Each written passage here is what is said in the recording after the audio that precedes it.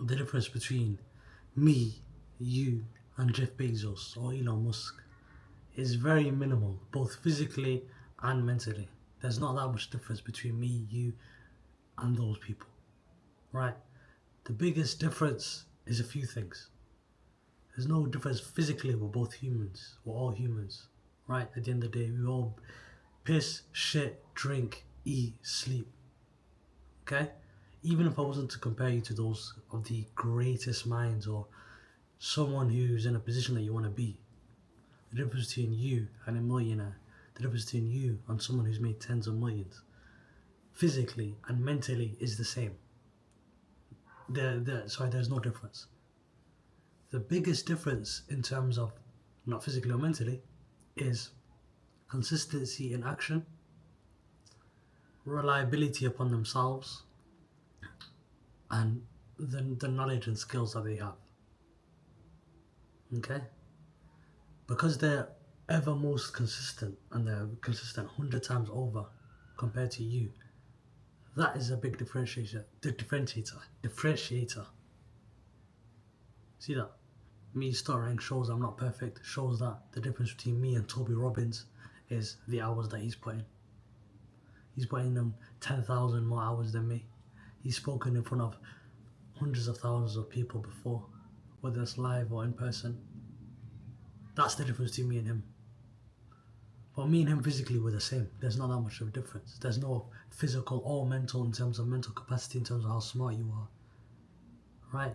So stop trying to think of the idea of, I'm going to work smarter, not harder.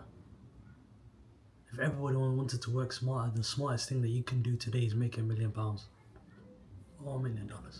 That's the smartest thing that you can do. The smartest thing that you can do is somehow figure out a way to just make $1 million and make it, and just it spawns right in front of you. That's the smartest thing that you can do. Right?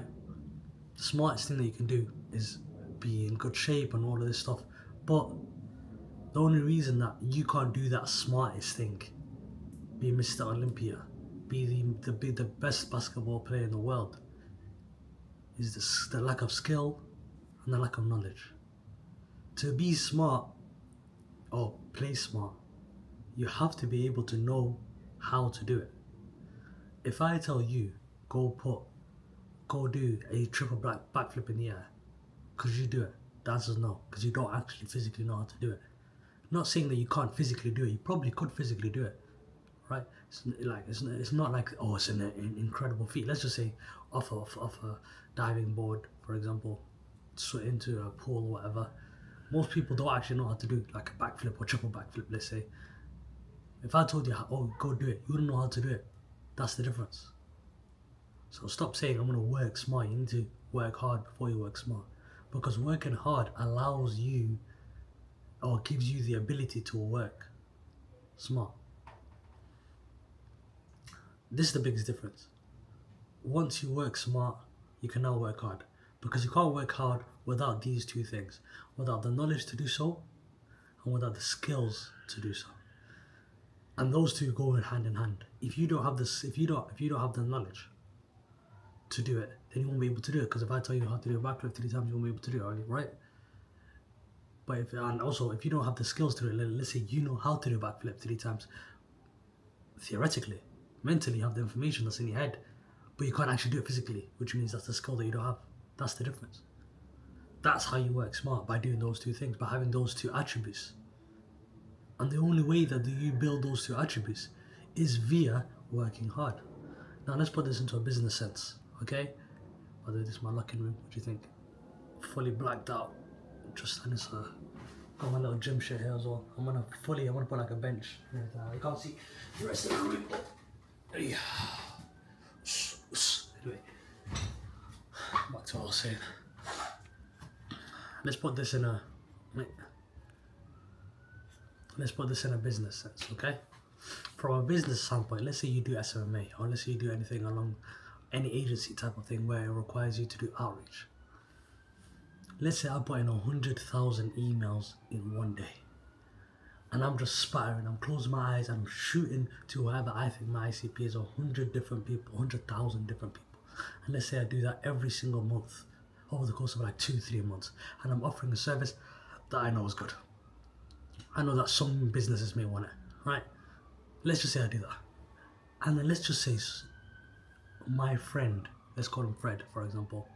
Let's say Fred now goes and shoots at 100 people alone in terms of his 100 perfect client profiles. So let's say he only works with roofers in the New Jersey area that make over £15,000 a month, that are also owned by a woman.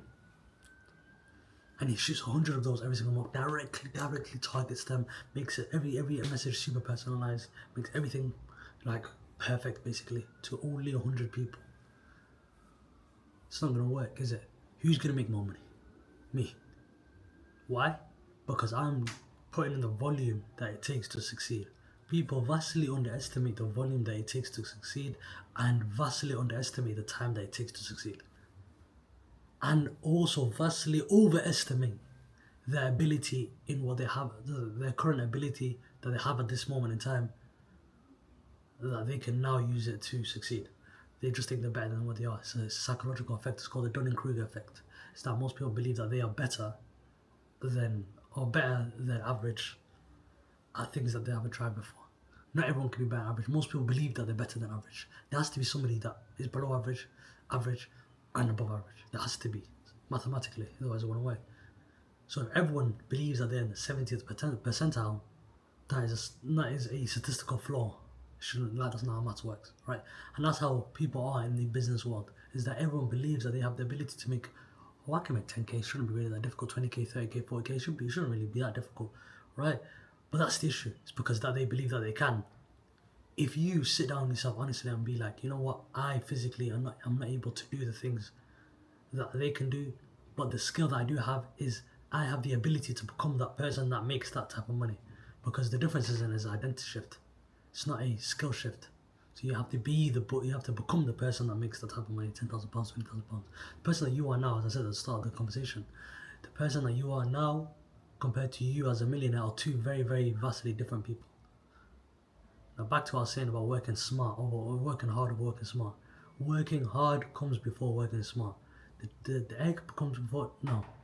Working hard comes before working hard, because you working hard allows you to have the two attributes that it takes to work smart. So allow the fact that, you know what, I'm going to only work smart, I'm going to do the little 100 messages a day. No, send out all these volumes and you're going to become a better email marketer.